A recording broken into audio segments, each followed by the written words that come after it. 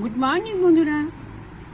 প্রতিদিনই রুটি বা মুড়ি, আজকে মনে হলো পাস্তা পড়ে আছে অনেকগুলো, তো সেই জন্য পাস্তা করে নিয়েছি।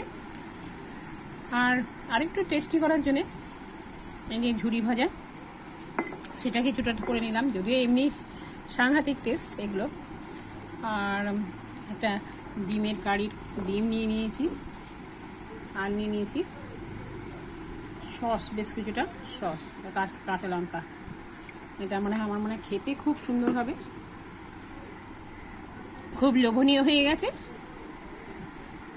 তো টেস্ট করে দেখা যাক কেমন হয়েছে। যদি তোমাদের ভিডিওটা ভালো লাগে তো প্লিজ লাইক করো, শেয়ার করো। অপূর্ব। আমার পরানো যাহা চায়